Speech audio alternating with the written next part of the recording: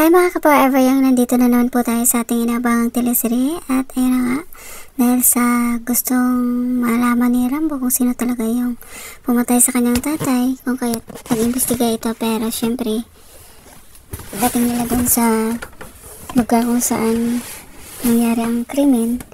Ayun na nga, kalat-kalat na yung mga kung anong ebidensya na dapat i-preserve pero wala na. At ayun na nga, may tinuro ang isa sa pulis na kisyo yun ang tao at sinabol nila Rambo hanggang nakorner nila ito at nahuli ito ng pulis.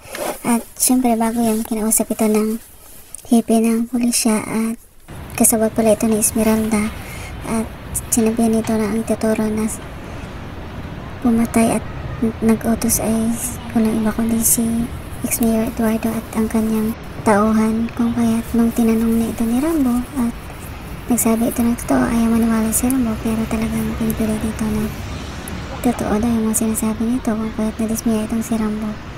At syempre bago yan, itong apo ni Mayor Eduardo na si Oliver, talagang gusto na sana ni Rambo nakasuhan ito pero syempre talagang humingi ng dispensa ito si ex-mayor Eduardo at hiniling kay Rambo na wag na lang sanang kasuhan kasi ayaw niya masira ang kinabukasan ng kanyang apo. At siyempre walang magawa itong si Rambo dahil sa utang na loob kay ex-mayor Eduardo.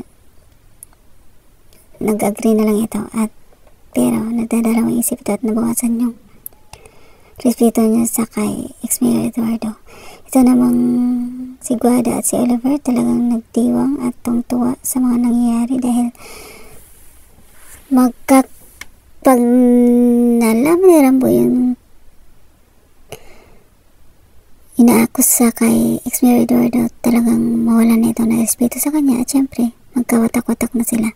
Ito namang nanay ni Rain, sobrang ganun pa rin yung mga naramdaman niya, kung kaya't galit na galit pa rin dito kay Rambo.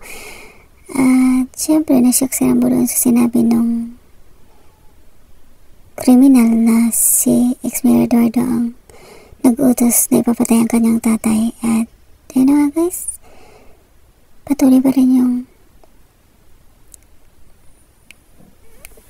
ginagawa ni Esmeralda na paninira kay ex-mayor Eduardo at Rambo at talagang tuwang-tuwa ito. Pero lingid sa kalaman niya yung talagang pumatay sa anak niya, ikasama niya lang naman lagi araw-araw. At ayun na nga, thank you so much for watching. Please don't forget to like, subscribe, and press the bell button for you to notify on my next video. Thank you and bye!